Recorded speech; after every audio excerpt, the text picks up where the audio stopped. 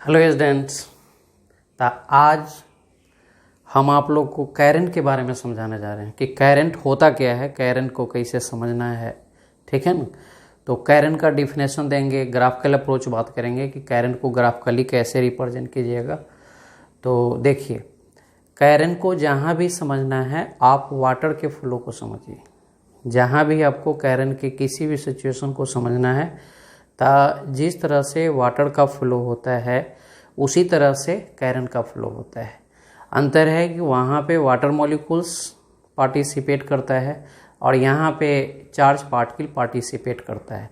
तो दोनों का एकदम सिमिलर सिचुएशन है, दोनों एकदम एक जैसा होगा। जैसे देखिए, हम कुछ आपको वाटर से रिलेट करके और फिर चार्ज से रिलेट करके बताते हैं कि कैसे इसको समझा जाए। जैसे मान लेते हैं कि यह कोई ड्रेन है, यह ड्रेन को हमने दो पार्ट में डिस्ट्रीब्यूट कर दिए। मतलब मानिए कि यहाँ पे एक क्रॉस सेक्शन एरिया ले लिए जिसको आप पार्टिसिपेशन भी बोल सकते हैं, पार्टिसिपेट कर दिए। या तो जो भी ड्रेन होता है वहाँ पे मानिए कि यह ऑब्स्टेकल का काम कर रहा है और ज़रूरत पड़ने पर क्या होता है, इसको खोला जा सकता है। तो आप ये समझिए कि यह हो गया cross section area. Cross section area मतलब इसको सिंपली समझिए कि यह ड्रेन है, ड्रेन को दो पार्ट में डिस्ट्रीब्यूट कर दिया। तो देखिए, दो पार्ट में अगर ड्रेन को डिस्ट्रीब्यूट कर रहे हैं और राइट साइड जो वाटर है उसको VR से इंडिकेट कर रहे हैं और लेफ्ट साइड जो वाटर है उसको VL से इंडिकेट कर रहे हैं। तो देखिए, राइट साइड में जो वाटर है, अगर यह वाटर कांस्टेंट हो जा रहा है, यह वाटर आपका है कांस्टेंट हो जा रहा है, तो श्योर शॉट है कि इधर भी वाटर कांस्टेंट हो रहा है। तो आप कह सकते हैं कि अगर दोनों साइड वाटर का वॉल्यूम जो है, क्योंकि वाटर को वॉल्यूम से इंडिकेट करे, या तो मास बोलिए या तो वाटर मॉलिक्यूल्स बोलिए, कुछ भी बोलिए, तो अगर दोनों साइड वाटर का वॉल्यूम कांस्टेंट है तो इसका मतलब हो गया कि इस क्रॉस सेक्शन एरिया से किसी टाइप के वाटर का फ्लो नहीं हो रहा है। मतलब कि इससे जो वॉल्यूम जो पास कर रहा है, वॉल्यूम ऑफ वाटर जो है पासिंग जो है वह 0 है। ठीक है ना। इसमें किसी प्रकार के कोई भी बच्चा समझेगा कि अगर इधर जो वाटर का वॉल्यूम है और इधर जो वाटर का वॉल्यूम है, अगर दोनों कांस्टेंट हो जाता है तो उस केस में इससे कोई वॉल्यूम पास नहीं कर रहा है, इस क्रॉस सेक्शन एरिया से कोई वॉल्यूम पास नहीं कर रहा है। सिमिलरली अगर मान लेते हैं कि आप यह कोई रीजन लेते हैं, यह कोई रीजन है, यह नहीं कर रहे हैं कि कंडक्टर का रीजन है, कोई भी रीजन है और इस रीजन में, ठीक है ना, कुछ चार्ज पार्टिकल है। जैसे मान लेते हैं कि चार्ज पार्टिकल में कुछ भी बना लीजिए, यह चार्ज पार्टिकल का रीजन है, यह चार्ज पार्टिकल का रीजन है।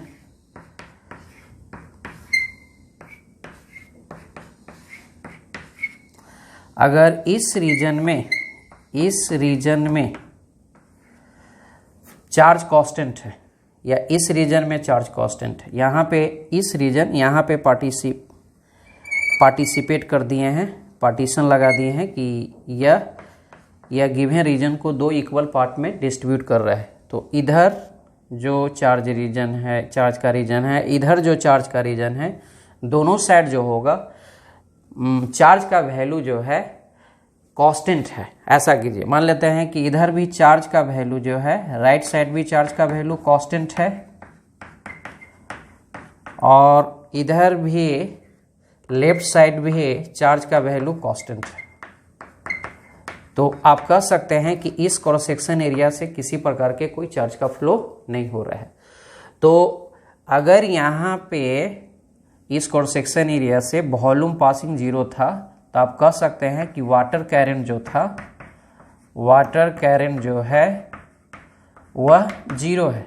तो सिमिलर सिचुएशन यहाँ पर भी इस एरिया से Q पासिंग जो हो रहा है, Q पासिंग 0 हो रहा है। तो यहाँ पर भी इलेक्ट्रिक करंट, यह वाटर करंट है और जब चार्ज का पासिंग हो तो उसको इलेक्ट्रिक करंट बोलते हैं।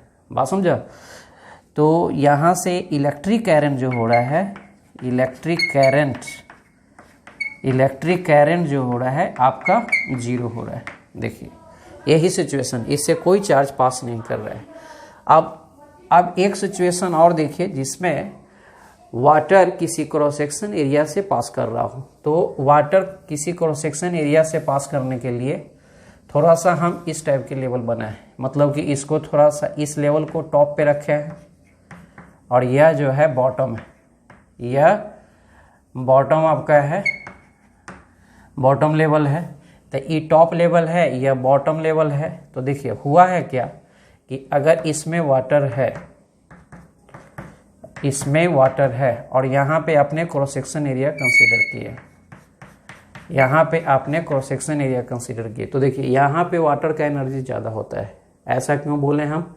क्योंकि इसका हाइट का वैल्यू जो है ज़्यादा है और यह हाइट जो है कम है। क्योंकि अगर आप रेफरेंस लेवल लेते हैं, रेफरेंस लेवल, तो इसका हाइट जो है वह ज़्यादा मिलता है और इसका हाइट कम मिलता है। तो यहाँ पे वाटर का एनर्जी जो होता है, मतलब कि जिसको पोटेंशियल एनर्जी बोलते हैं, इस लेवल का वाटर का पोटेंशियल एनर्जी ज़्यादा है और इस लेवल का वाटर का पोटेंशियल एनर्जी कम है। तो होता क्या है कि कोई भी चीज़ जो होता है स्टेबल ज़्यादा माना जाता है कि लो एनर्जी में रहे। तो यहाँ से क्या होगा कि वाटर का फ्लो होना स्टार्ट हो जाएगा।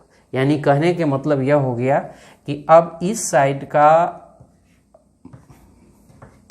मतलब कि राइट साइड जो होगा, राइट साइड अब ये वॉल्यूम जो है वह वेरिएबल हो रहा है, यह वॉल्यूम वेरिएबल हो गया।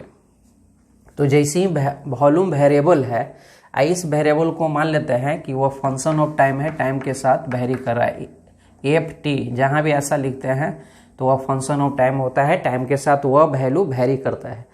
तो इसका मतलब कि जिस तरह से यह वैल्यू वेरी कर रहा है तो यहाँ से उसी रेट से वाटर पास कर रहा होगा। इसका मतलब यह हो गया कि यहाँ जो वॉल्यूम ऑफ वाटर जो पासिंग है वह भी फंक्शन ऑफ टाइम होगा। तो जैसे ही यहाँ पे अगर वाटर पास कर रहा है तो आप कहते हैं कि वाटर करंट क्रिएट हो जाता है। मतलब कि जिसको हिंदी में बोलते हैं कि देखो पानी का धारा है तो यहाँ पे धारा क्रिएट हो जाएगा। तो यहाँ पे वाटर करंट 0 नहीं होगा, कुछ वैल्यू होगा तो कितना होगा तो आगे बात करेंगे। सिमिलरली यहाँ पर भी क्या होता है कि कोई रीजन है, जैसे हम कुछ रीजन को कन्फाइन किए हैं, ठीक है ना, और इस रीजन में चार्ज पार्टिकल है, बहुत सारा चार्ज पार्टिकल है। तो देखिए थोड़ा सा चार्ज पार्टिकल में यह समझना है कि अगर कोई कंडक्टर है तो उसमें इलेक्ट्रॉन जो है ना ट्रांसपोर्टिंग फिनोमेनन में भाग लेता है। इलेक्ट्रॉन है, कंडक्टर है, तो कंडक्टर के केस में इलेक्ट्रॉन ट्रांसपोर्टिंग फिनोमेनन में भाग लेता है।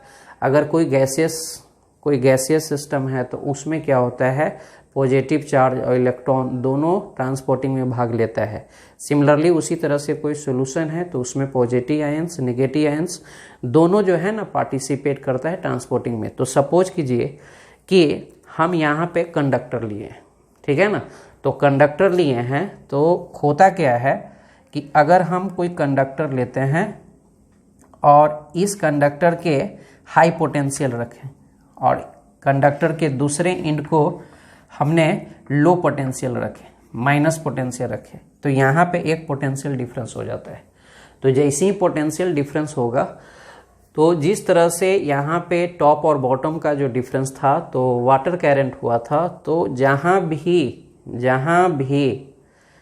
चार्ज के फ्लो में पोटेंशियल डिफरेंस होगा, potential difference electrical potential difference बोलते हैं। यहाँ पे पोटेंशियल हो गया ग्रेविटेशनल पोटेंशियल डिफरेंस हो रहा है, यहाँ पे इलेक्ट्रिकल पोटेंशियल डिफरेंस हो रहा है। तो जहाँ भी इलेक्ट्रिकल पोटेंशियल डिफरेंस होगा तो वहाँ पर भी चार्ज का मूवमेंट स्टार्ट हो जाता है। अगर मान लेते हैं कि कोई भी कंडक्टर लेते हैं, जैसे मान लेते हैं कि यह कोई भी कंडक्टर लेते हैं, कोई कंडक्टर है आपका, इसमें कोई पोटेंशियल डिफरेंस नहीं है, तो कोई पोटेंशियल डिफरेंस नहीं है तो कहीं भी कोई क्रॉस सेक्शन एरिया कंसीडर कीजिएगा। तो इसमें होता क्या है कि ऐसा नहीं कि इधर चार्ज और इधर चार्ज दोनों रेस्ट में रहता है। अगर कोई कंडक्टर है तो इसमें इलेक्ट्रॉन जो होता है, जो कंडक्शन इलेक्ट्रॉन जो होता है, वह इस क्रॉस सेक्शन एरिया से फ्लाइट करते रहता है। तो क्रॉस सेक्शन एरिया से फ्लाइट करते रहता है तो आप कह सकता था कि करंट कंस्टिट्यूट हो गया, लेकिन इस एरिया से जो फ्लाइट करते रहता है नेट चार्ज का पासिंग क्या हो जाता है, 0 हो जाता है। क्योंकि जितना नंबर ऑफ इलेक्ट्रॉन्स इधर फ्लाइट करेगा, अगर मान लेते हैं कि इधर से 5 इलेक्ट्रॉन फ्लाइट करेगा तो इधर से भी 5 इलेक्ट्रॉन फ्लाइट करता है। क्योंकि मतलब कि कहने की मेरा मतलब यह है कि जब कोई कंडक्टर को आप पोटेंशियल नहीं देते हैं तो उसमें जो कंडक्शन इलेक्ट्रॉन होता है रेंडमली मूव करते रहता है, और रेंडमली मोशन के कारण क्या होता है कि किसी भी क्रॉस सेक्शन एरिया से नेट चार्ज जो पास करता है, क्यू नेट चार्ज का पासिंग जो हो जाता है वो 0 हो जाता है। ठीक है ना। क्योंकि देखिए, सबसे पहले कैरन के लिए आपको यह सोचना होगा कि चार्ज किसी गिवन क्रॉस सेक्शन एरिया से पास कर रहा है कि नहीं। अगर चार्ज पास कर रहा है तब वहां से हम कैरन डिफाइन करेंगे। अब वह कैरन की अमाउंट कितना पास कर रहा है उसके लिए टाइम देखना पड़ता है कि गिवन चार्ज गिवन टाइम के अनुसार से कितना पास कर रहा है। अगर मान लेते हैं ज़्यादा से ज़्यादा चार्ज पास कर रहा है बहुत कम टाइम में तो कैरन ज़्यादा होगा। अगर गिवन चार्ज पास कर रहा है उसमें ज़्यादा समय ले रहा है तो कैरन कम होगा। तो पहले तो आपको यह कंफर्म होना होगा कि किसी भी क्रॉस सेक्शन एरिया से अगर चार्ज का पासिंग हो रहा है तब वहीं कैरन क्रिएट होता है। तो जब भी कोई कंडक्टर में आप पोटेंशियल नहीं देते हैं तो इलेक्ट्रॉन का रैंडम मोशन होने की वजह से किसी भी क्रॉस सेक्शन एरिया जब हम कंसीडर करते हैं तो वहाँ से नेट चार्ज का पासिंग 0 होता है, और इस तरह से यह कैरन कंस्टिट्यूट नहीं करता है, कैरन का वैल्यू 0 हो जाता है। तो मेरा कहना यह है कि इलेक्ट्रॉन के मोशन से करंट नहीं क्रिएट होता है। अगर मान लेते हैं कि आप बोलिएगा कि इलेक्ट्रॉन के मोशन से करंट क्रिएट होता है तो यहाँ भी तो इलेक्ट्रॉन मोशन में है, लेकिन कहाँ करंट तो क्रिएट नहीं हुआ।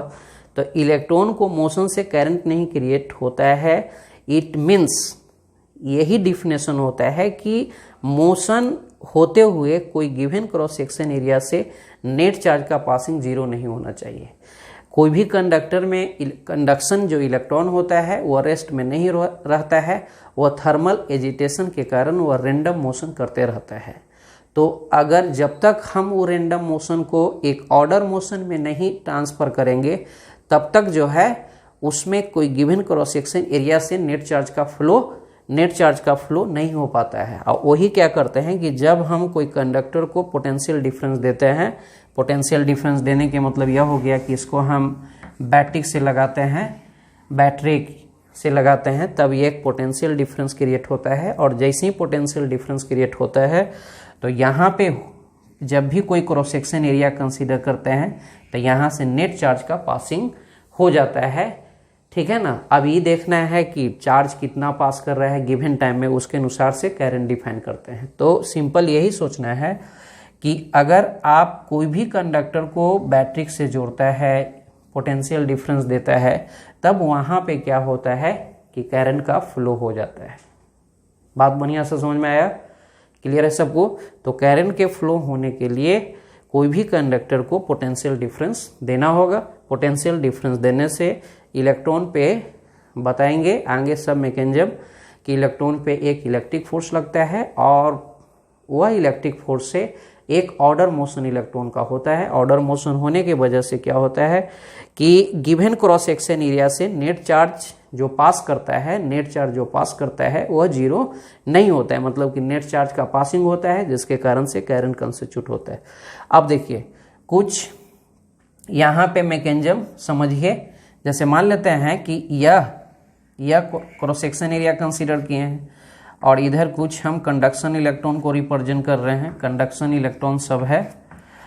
तो देखिए होता क्या है कि यह पॉजिटिव पोटेंशियल है और यह नेगेटिव पोटेंशियल, मतलब यह इन पॉजिटिव पोटेंशियल पे है, यह इन नेगेटिव पोटेंशियल पे है। तो यहाँ पे एक इलेक्ट्रिक फील्ड क्रिएट हो जाता है, इस डायरेक्शन में एक इलेक्ट्रिक फील्ड क्रिएट हो जाता है। और यह इलेक्ट्रिक फील्ड जो होता है सब इलेक्ट्रॉन पे फोर्स लगाता है, सब आयंस पे फोर्स लगाता है, ठीक है ना। लेकिन कुछ इलेक्ट्रॉन जो होता है वह न्यूक्लियस के साथ स्ट्रॉन्ग फोर्स से बॉन्डिंग होता है, लेकिन यह जो कंडक्शन इलेक्ट्रॉन को हम रिप्रेजेंट कर रहे हैं वह जो होता है वह फ्री इलेक्ट्रॉन्स होता है, वह न्यूक्लियस से स्ट्रॉन्ग फोर्स से बॉन्डिंग नहीं बनाता है, जिसके कारण से जैसे ही हम इलेक्ट्रिक फील्ड देते हैं तो यह इलेक्ट्रॉन पे जो फोर्स लगता है कंडक्शन इलेक्ट्रॉन पे, तो एक पार्टिकुलर फैशन में जब मूव करना स्टार्ट हो जाता है या एक ऑर्डर में मूव करना स्टार्ट हो जाता है, यह इलेक्ट्रिक फोर्स के वजह से। अब देखिए यहाँ पर भी एक समझिए, यह फोर्स का डायरेक्शन जो होता है, जैसे मान लेते हैं इलेक्ट्रिक फील्ड इधर है, यह चार्ज नेगेटिव है, जिसके कारण से इस पे फोर्स का डायरेक्शन जो है इलेक्ट्रिक फील्ड के अपोजिट में हो जाता है। यह पहले भी जान चुके हैं कि F इक्वल टू होता है QE।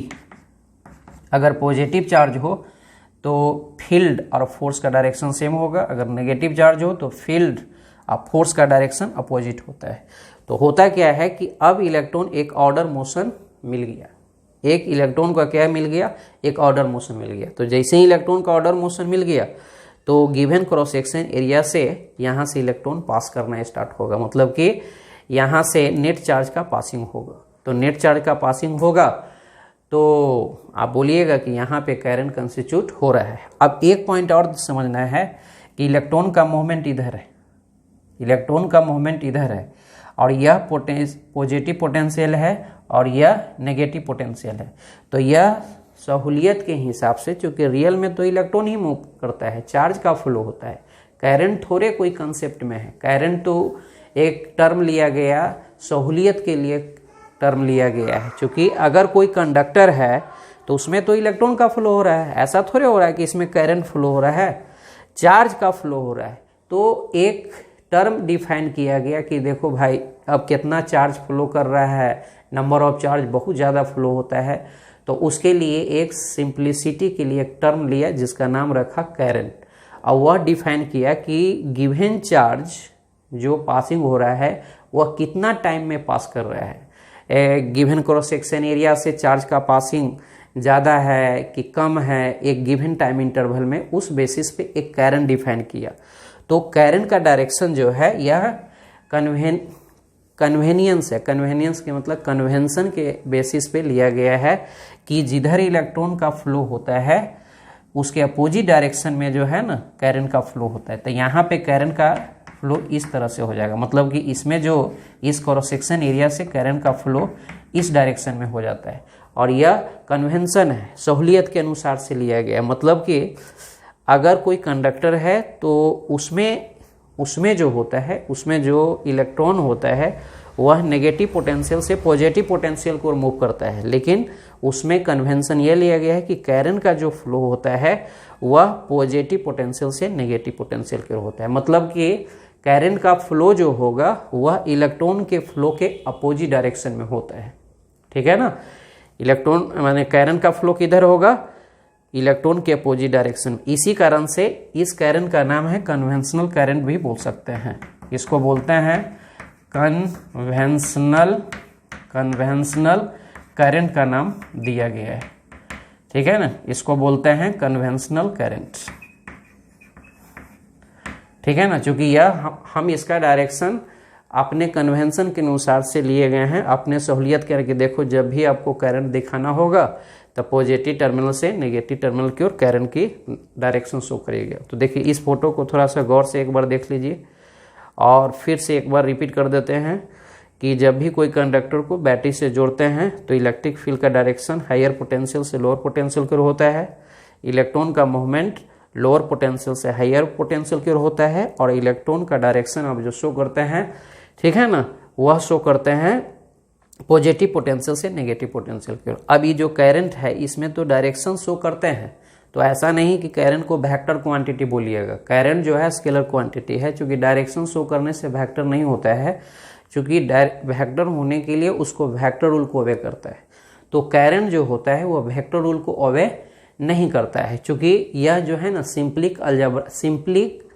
एकदम सिंपल अलजेब्रिक रूल को ओबे करता है। जैसे मान लेते हैं कि एक वायर है, इससे करंट आ रहा है 2 एम्पियर की, एक वायर है इससे करंट आ रहा है 3 एम्पियर की, तो आप इसको सिंपली क्या कीजिएगा कि जोड़ के 5 एम्पियर बना देते हैं। लेकिन अगर यह वेक्टर क्वांटिटी होता है कि देखो यार एक वेक्टर क्वांटिटी यह है, दूसरा वेक्टर क्वांटिटी ई है, और इसके बीच में एंगल का इंपॉर्टेंस होता है कि दोनों वेक्टर क्वांटिटी कितना एंगल पे है, तब इसका रिजल्टेंट इधर बताते हैं। लेकिन करंट में ऐसा कुछ वायर किसी भी एंगल पे हो, जितना इनकमिंग करंट होगा उतना आउटगोइंग करंट होगा। इसी कारण से ये वेक्टर रूल को ओबे नहीं करने के कारण इसको स्केलर क्वांटिटी में ही रखा गया है। तो करंट स्केलर क्वांटिटी है क्योंकि वेक्टर रूल को ओबे नहीं करता है। और करंट का डायरेक्शन जब भी लेना है तो पॉजिटिव से नेगेटिव क्यों लेना है। अब देखिए, अब हम करंट का डिफिनेशन बता रहे हैं कि करंट कैसे डिफाइन करता है। तो देखिए करंट का डिफिनेशन बता रहे हैं, इसको एक स्क्रीनशॉट ले लीजिए। हो गया, ठीक है। तो देखिए अब करंट का डिफिनेशन बता रहे हैं। मान लेते हैं कि आप कोई रीजन है या कोई रीजन है और इस रीजन से चार्ज का पासिंग हो रहा है, इस रीजन से चार्ज पास कर रहा है, इस रीजन से चार्ज का पासिंग हो रहा है। और ऐसा समझे कि किसी टाइम टी में, किसी टाइम टी समय में चार्ज क्यू पास किया था और एक नेक्स्ट टाइम लिए टी प्लस डेल्टा टी, उसमें चार्ज का पासिंग हो गया क्यू प्लस डेल क्यू। तो हम यहाँ पे करंट डिफाइन करने के लिए हम दो टर्म यूज करते हैं, कितना चार्ज पास किया है और टोटल टाइम कितना लगा है। तो अगर हम डेल्टा टी इंटरवल में करंट का वैल्यू जानना चाहते हैं कि डेल्टा टी इंटरवल में कितना करंट इस क्रॉस सेक्शन एरिया से जा रहा है, तो डेल्टा टी इंटरवल में अगर हम करंट की बात करें तो जहां भी इंटरवल में बात करते हैं तो वह एवरेज करंट डिफाइन करता है, वह एवरेज करंट डिफाइन करता है। मतलब कि जहां भी आपको एवरेज करंट पूछ रहा है तो एवरेज करंट को आप ऐसे भी लिख सकते हैं, या तो आई दे के ए भी लिख सकते हैं, या दोनों आपको चलेगा। तो एवरेज करंट होता है total charge passing through given cross section area divided by total time interval. तो मान लेते हैं कि यहाँ यह दोनों का टाइम इंटरवल हो गया, देखिए यहाँ का टाइम टी है और यहाँ का टाइम हो गया टी प्लस डेल टी, तो यह दोनों का टाइम का डिफरेंस कितना हो गया, डेल्टा टी हो गया। और यहाँ पे चार्ज का डिफरेंस देखिएगा तो क्यू है और यहाँ पे क्यू प्लस डेल क्यू हो गया, तो यहाँ पे चार्ज का डिफरेंस हो गया डेल क्यू। तो अगर हम टाइम इंटरवल dt में एवरेज करंट की बात करें तो टाइम इंटरवल dt में यह हो गया आपको टाइम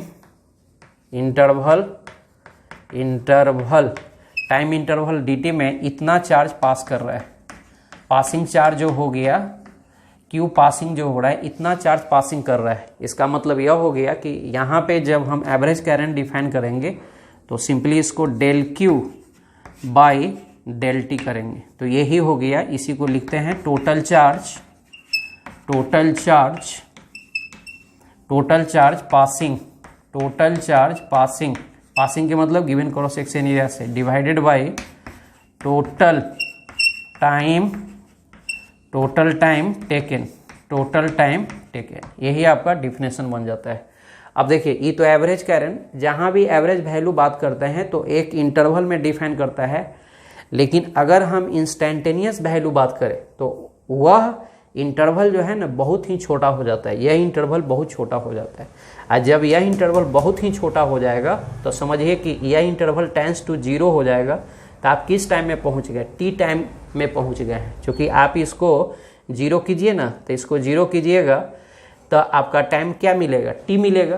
तो टी मिलेगा तो किसी खास समय में जब हम करंट को डिफाइन करते हैं तब वहाँ पे हमारा डिफिनेशन जो होता है इंस्टेंटेनियस करंट होता है। तो इंस्टेंटेनियस करंट डिफाइन करने के लिए आप यह डेल्टा टी को 0 कर लीजिएगा। तो इंस्टेंटेनियस करंट को सिंपली आई से लिखिएगा या तो कैपिटल आई से लिखिए, उससे कोई दिक्कत आपको नहीं है। और उसमें खाली क्या करना है कि टाइम इंटरवल टेंस टू 0 कर लेना है। तो यह हो गया d q by del t. तो जैसे ही टाइम इंटरवल 0 कीजिएगा तो यह जो करंट डिफाइन करता है वह किसी टाइम t के लिए डिफाइन करता है, यह टाइम t में करंट की डिफिनेशन बता रहा है। और यह मैथ का बहुत ही इंपॉर्टेंट फार्मूला है जिसको बोलते हैं, लिखते हैं dq/dt। किस समय का? किसी टाइम t समय का यह करंट है। तो इंस्टेंटेनियस करंट को डिफाइन करने के लिए आपको फार्मूला याद रखना होगा, I dq/dt। यह किसी टाइम t करंट, किसी टाइम t समय में करंट का डिफाइन करता है। अब देखिए यहाँ पे दो फार्मूला बन गए। एवरेज करंट के लिए total charge by total time लेना है, इंस्टेंटेनियस करंट के लिए आपको सिंपली चार्ज को डिफरेंशिएट कर देना है। जैसे मान लेते हैं, एज फॉर एग्जाम्पल से समझिए, मान लेते हैं कि ये क्रॉस सेक्शन एरिया है और इससे जो है चार्ज पास कर रहा है। तो इस क्रॉस सेक्शन एरिया से जो चार्ज पास कर रहा है और उसको हमने एक इक्वेशन से दे दिए हैं, QT इक्वल टू दे दिए हैं 2t² प्लस 10t। इस टाइप के इस इक्वेशन से चार्ज का फ्लो हो रहा है गिवन क्रॉस सेक्शन एरिया से। तो इस इक्वेशन इंडिकेट करता है कि चार्ज जो है टाइम के साथ चेंज कर रहा है, क्योंकि चार्ज फंक्शन ऑफ टाइम, अलग अलग टाइम में इससे चार्ज का जो पासिंग होगा वह अलग अलग होगा। यह जो एक बात और ध्यान रखना है कि QT के मतलब यह हो गया कि यह इस गिवन क्रॉस सेक्शन एरिया से टोटल कितना चार्ज पास कर गया है। ऐसा नहीं समझना है कि t इक्वल टू 1 सेकेंड लिए तो उस समय इतना चार्ज पास कर रहा है, फिर t इक्वल टू 2 सेकेंड लेंगे तो इतना चार्ज पास, माने वो टोटल चार्ज कितना पास करता है यह बताता है। यह इक्वेशन इंस्टेंटेनियस चार्ज को नहीं बताता है, टोटल चार्ज को बताता है। आगे हम इसको ग्राफ से क्लियर करेंगे कि कैसे टोटल चार्ज को बताता है। लेकिन अभी याद रखिएगा कि QT इक्वल टू जहां भी इक्वेशन होता है तो यह बताता है total charge passing, total charge passing, कि टोटल चार्ज पासिंग कितना हो, total charge passing through a given cross section area, cross sectional area, याद रखिएगा। तो देखिए मान लेते हैं यह प्रॉब्लम है, टोटल चार्ज पासिंग का इक्वेशन दे दिया है। अब बोला है कि आप इस इक्वेशन से फाइंड कीजिए, फाइंड करना है instantaneous current. Find instantaneous current को सिंपली आप करंट भी लिख सकते हैं, ठीक है ना। या इंस्टेंटेनियस करंट भी बोल सकता है, करंट भी बोल सकते हैं, कोई दिक्कत नहीं है, ठीक है ना। तो यहां लिख देते हैं, इसको क्या बोलिएगा, यह क्या था आपका एवरेज करंट, यह था आपको एवरेज करंट,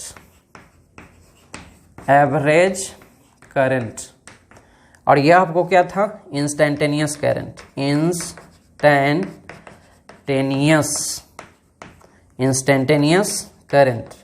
और इतना नहीं बोल के आप सिंपली करंट भी बोलिएगा तो करंट बोलने के मतलब ही इंस्टेंटेनियस करंट होता है। तो इस क्वेश्चन में आपको फाइंड करने को बोला है, फर्स्ट में बोला है कि करंट बताइए, current at t equal to 1 second में करंट का वैल्यू बताना है कि करंट कितना होगा।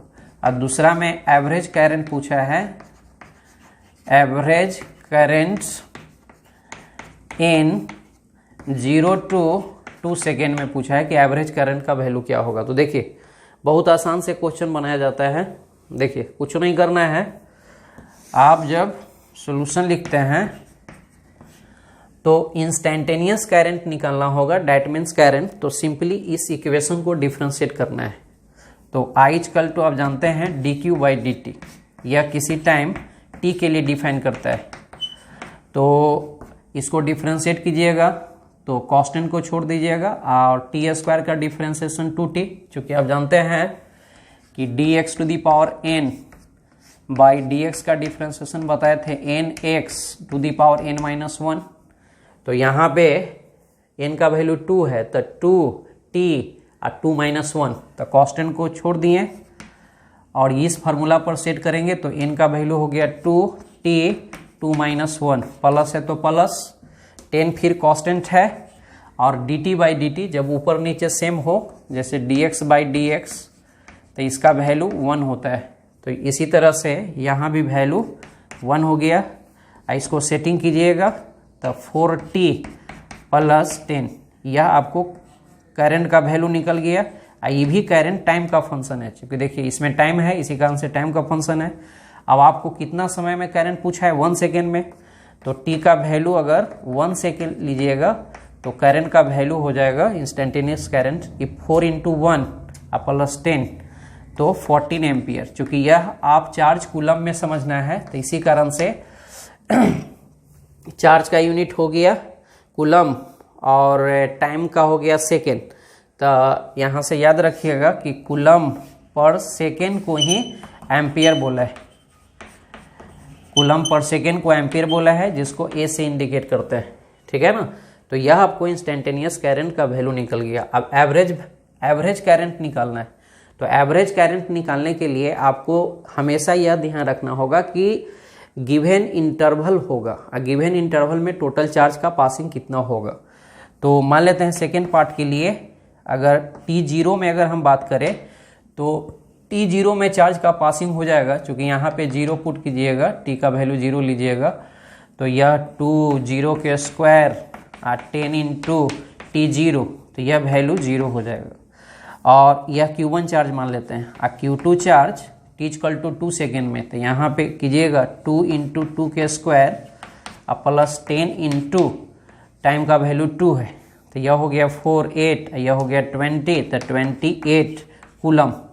अब देखिए जहाँ भी एवरेज करंट निकालना होगा तो टोटल चार्ज कितना पास किया इस इंटरवल में, तो 28 - 0, तो 28 डिवाइडेड बाई टोटल टाइम हो गया 2, तो यह भी 40 एम्पियर आ गया। अब ये नहीं सोचना है कि हमेशा इंस्टेंटेनियस करंट एवरेज करंट के बराबर ही आएगा। इस संजोग की बात है कि ऐसा आ गया कि इंस्टेंटेनियस करंट जो 1 सेकेंड में था वह एवरेज करंट 0 से 2 सेकेंड में बराबर हो गया। यह ग्राफ में ऐसा, आगे ग्राफ से देखिएगा तो ऐसा कैसे हो जाता है यह सब बताएंगे।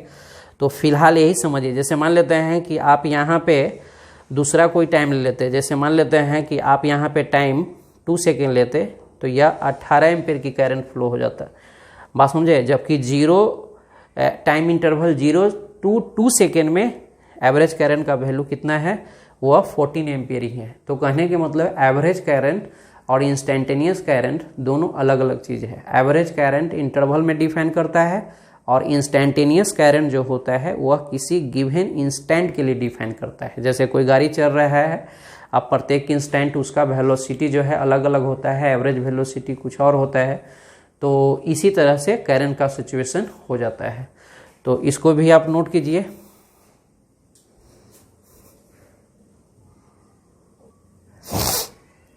अब देखिए डिफिनेशन तो हम लोग सब जान गए, उस पर प्रॉब्लम देख लिए। अब थोड़ा सा ग्राफिकल कंसेप्ट बता रहे हैं कि ग्राफिकल कंसेप्ट क्या होता है, थोड़ा सा ध्यान से देखिएगा। तो ग्राफिकल कंसेप्ट थोड़ा सा देखिए, ग्राफिकल कंसेप्ट। तो देखिए आपने क्या देखा कि इंस्टेंटेनियस करंट जो डिफाइन करता है वह dq/dt डिफाइन करता है, ओके है। और एवरेज करंट जो डिफाइन करता है वह ∂q/dt डिफाइन करता है। तो देखिए सिमिलर जो आप पोजीशन टाइम का ग्राफ देखते थे उससे वेलोसिटी निकालते थे, इंस्टेंटेनियस वेलोसिटी निकालते थे, यहाँ भी सेम सिचुएशन है। जैसे मान लेते हैं कि यह आपका हो गया चार्ज और यह हो गया टाइम। मान लेते हैं कि आपको क्वेश्चन में चार्ज और टाइम का ग्राफ दिया हुआ है और यह ग्राफ इस टाइप के सिचुएशन में दिया हुआ है, ठीक है ना, इस टाइप के ग्राफ दिया हुआ है। अब मान लेते हैं कि एक इंटरवल हम यहाँ पे ले लिए, यह टाइम t1 हो गया और t1 समय में चार्ज q1 फ्लो हो रहा है, और एक टाइम t2 ले लिए, तो टाइम t2 ले लिए, यहाँ पे चार्ज मान लेते हैं कि q2 हो रहा है। तो अभी दोनों पॉइंट को आप स्ट्रेट लाइन से जोड़ लीजिए। तो स्ट्रेट लाइन से जोड़िएगा तो इस टाइप के सिचुएशन बनेगा। यहाँ पे कुछ स्लोप बन रहा है, अब यहाँ से इसको मिलाइएगा, यहाँ से देखिए इसको, यह दो पार्ट A पॉइंट है और यह B पॉइंट है। तो A और B पॉइंट से, A और B पॉइंट को लेके अगर ट्रायंगल तैयार करते हैं तो आपको इस टाइप के एक ट्रायंगल बन जाता है। देखिए इस टाइप के ट्रायंगल बन जा रहा है। तो E लंबाई जो होगा, E लंबाई, तो यहाँ से यहाँ तक लंबाई हो गया Q2 और यहाँ से यहाँ तक लंबाई हो गया Q1। तो यह लंबाई जो है और यह लंबाई, यह दोनों लंबाई बराबर है, तो यह लंबाई आपको हो जाएगा डेल Q। तो यहाँ भी यह लंबाई हो गया डेल Q। और यह देखिए यहाँ से यहाँ तक टाइम हो गया T2 और यहाँ से यहाँ तक टाइम हो गया T1। तो यह जो हो गया T2 माइनस T1, जिसको आप डेल T ही लिखिएगा, यहाँ पर भी Q2 माइनस Q1। तो यह लंबाई आपको हो गया delta T।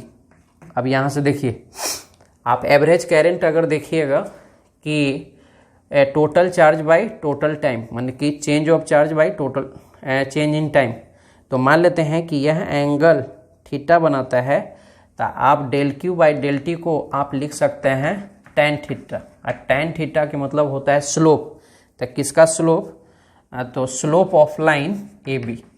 Slope of line क्या हो गया? AB हो गया। तो आपको कंसेप्ट यह पता चला कि अगर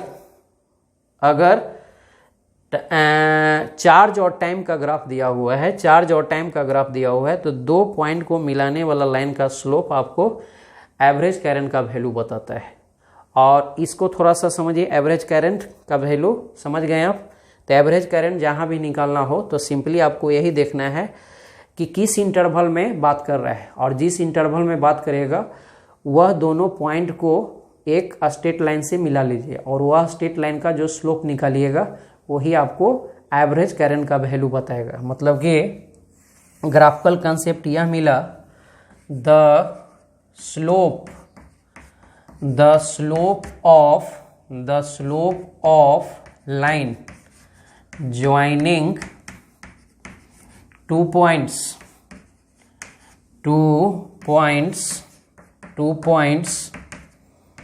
in given charge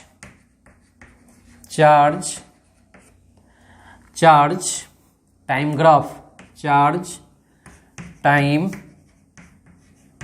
graph gives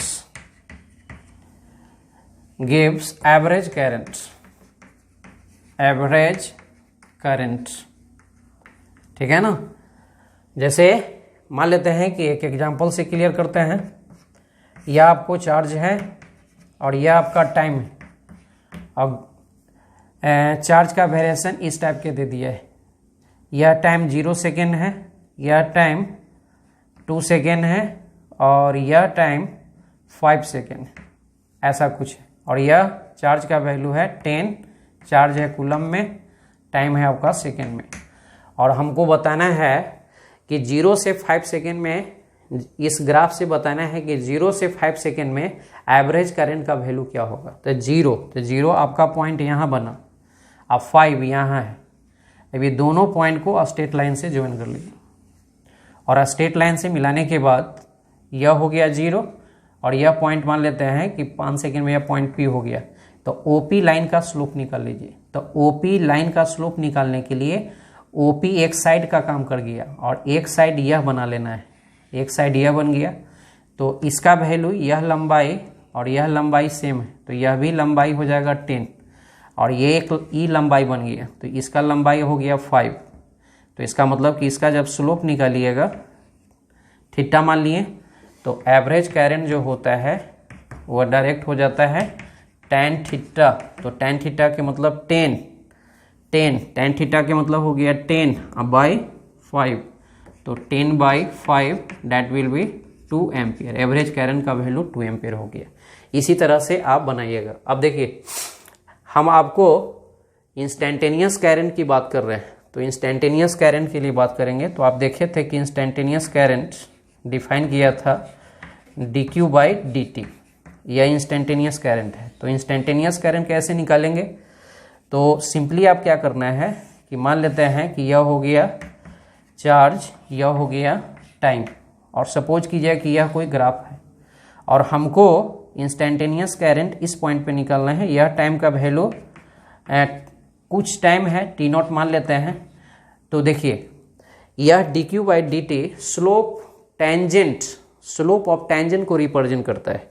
जहाँ भी इस तरह के मैथमेटिकल फॉर्म होता है, मैथ में dy बाई dx स्लोप बोलते थे, और फिजिक्स में इस तरह के बहुत सारा फॉर्म आता है, वह भी स्लोप को इंडिकेट करता है। तो स्लोप को इंडिकेट कर रहा है, तो इसका मतलब कि अगर t0 समय में इंस्टेंटेनियस कैरेंट की वैल्यू पूछ रहा है तो आप इस समय में एक टेंजेंट ड्रॉ कीजिएगा, ठीक है ना। और टेंजेंट ड्रॉ करने के बाद यह जो टेंजेंट भी, यह टेंजेंट का भी कुछ स्लोप होगा। तो मान लेते हैं कि यह टेंजेंट का स्लोप m है, तो m भी tan थीटा के बराबर हो जाता है। तो यह m जो हो गया वही आपका जो बन जाता है वो dq/dt है, और dq/dt दैट विल बी आपका I बनता है। तो इंस्टेंटेनियस कैरेंट के लिए आपको स्लोप ऑफ टेंजेंट चाहिए। जैसे मान लेते हैं कि 0 से 2 सेकेंड में एक हम कोई खास समय t = 1 सेकेंड लिए, तो 1 सेकेंड के मतलब यह हो गया कि 1 सेकेंड यहाँ पे होगा। तो 1 सेकेंड यहाँ है, तो यह स्ट्रेट लाइन है। तो यह स्ट्रेट लाइन 0 से 2 सेकेंड तक किसी भी पॉइंट पे अगर हम टेंजेंट खींचेंगे तो यह टेंजेंट पूरे लाइन को कोइंसाइड कर जाता है। तो अगर t = 1 सेकेंड में हमको इंस्टेंटेनियस कैरेंट पूछ रहा है, तो यहाँ पे जो टेंजेंट 1 सेकेंड में खींचेंगे तो ये पूरे लाइन के कोइंसाइड कर जाएगा। तो हम 1 सेकेंड पे पूछा है, लेकिन 1 सेकेंड में जो कैरेंट का वैल्यू होगा वह इस लाइन के स्लोप के बराबर होगा। तो लाइन का स्लोप कितना होगा, यह लंबाई हो गया 5 और यह लंबाई हो गया 2।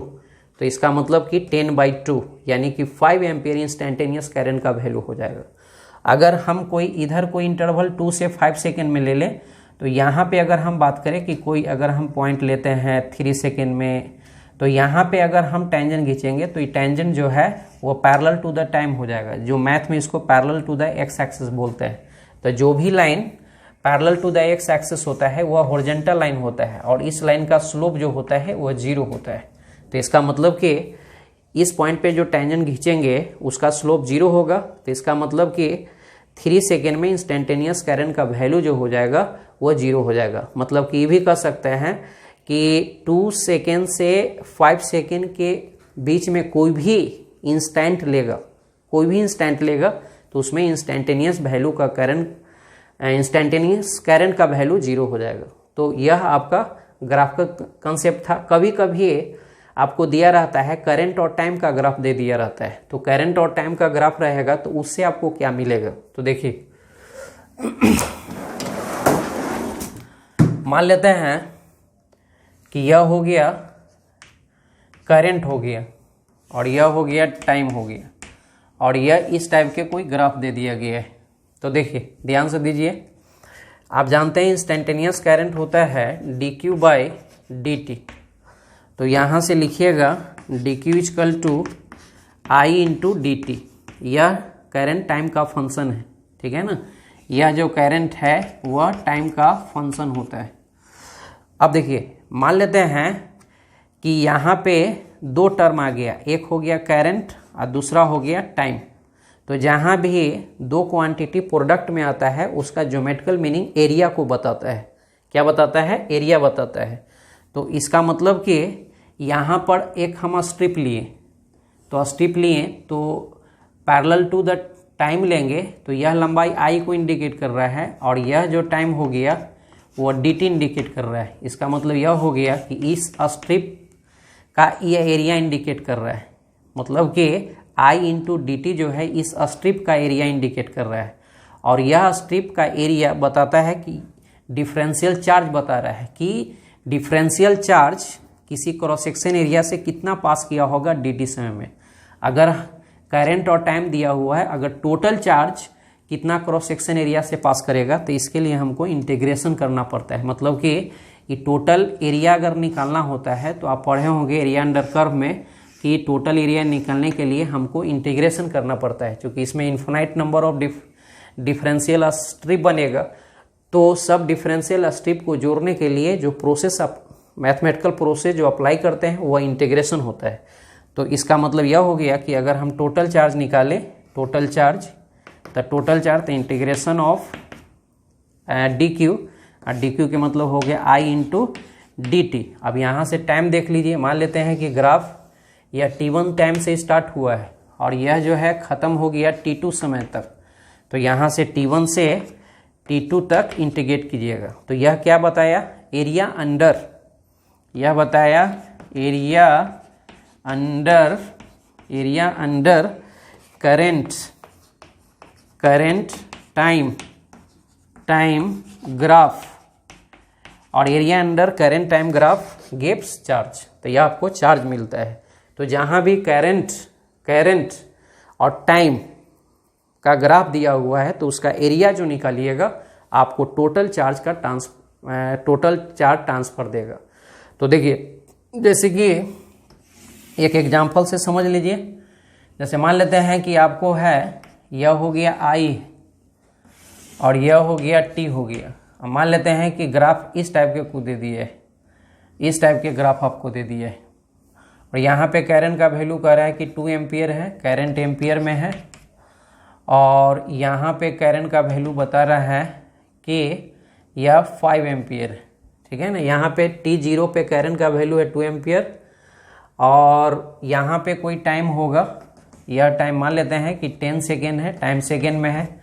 तो यहाँ पे करंट का वैल्यू बता रहा है 5 एम्पियर बता रहा है। तो बताना है कि 0 से 10 सेकेंड में टोटल कितना चार्ज ट्रांसफ़र हुआ होगा। जैसे मान लेते हैं, यही समझना है कि कोई क्रॉस सेक्शन एरिया है और इस क्रॉस सेक्शन एरिया से करंट का वैल्यू जो है वेरी कर रहा है। इसमें जो करंट का वैल्यू है टाइम के साथ वेरी कर रहा है।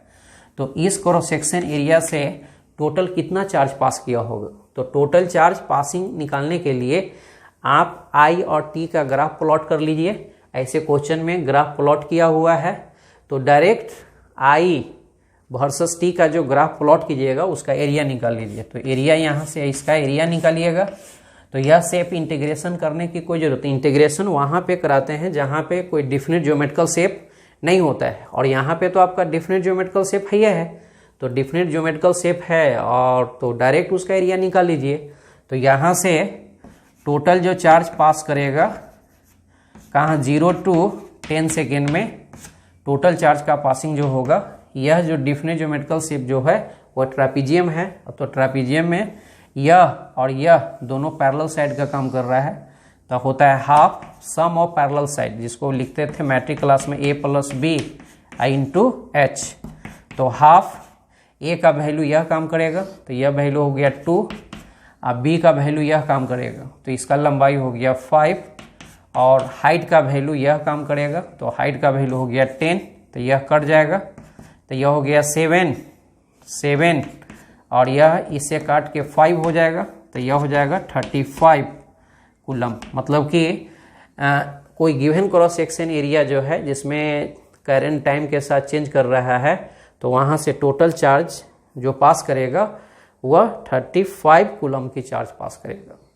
तो यही करंट का होल मतलब क्लियर कंसेप्ट है कि करंट होता क्या है। तो करंट के लिए आपको अगर मान लेते हैं कि पूरा कंसेप्ट समझा दिए और डिफिनेशन नहीं लिखे हैं तो ऐसा नहीं सोचेगा कि सर करंट का डिफिनेशन नहीं बताएं, क्योंकि करंट हो गया। करंट का डिफिनेशन सिंपली उसको डालना है कि करंट होता क्या है। तो करंट का डिफिनेशन यही दिखेगा कि total charge passing through the given cross section area per unit time, ठीक है ना। तो सिंपल लिखिएगा the charge passing through a given cross sectional area per unit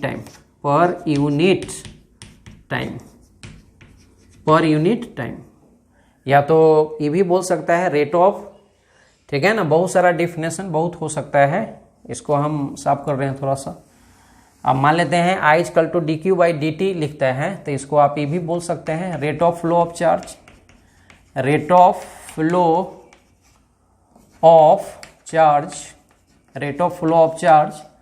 with respect to time is called current, ये भी बोल सकते हैं। और करंट के लिए, करंट कंस्टिट्यूट के लिए ऑर्डर मोशन होना चाहिए। मतलब कि order motion of electrons electrons constitute current, order motion होने के लिए करंट कंस्टिट्यूट करेगा। और करंट का ऐसा यूनिट हो गया एम्पियर, और इसका डायमेंशनली इसको करंट को बताए थे कि आई से ही इंडिकेट करते हैं। तो करंट के लिए आप यूनिट के लिए करंट का यूनिट के लिए यूज कीजिएगा आप एम्पियर, और इसके लिए डायमेंशनली अगर करंट को बात करें तो आई से इंडिकेट करते हैं, या तो आप ए से भी इंडिकेट कर सकते हैं। ठीक है ना। तो नेक्स्ट वीडियो के साथ आते हैं, करंट डेंसिटी को समझाएंगे कि करंट डेंसिटी क्या है। जब तक के लिए विदा लेते हैं, जय हिंद।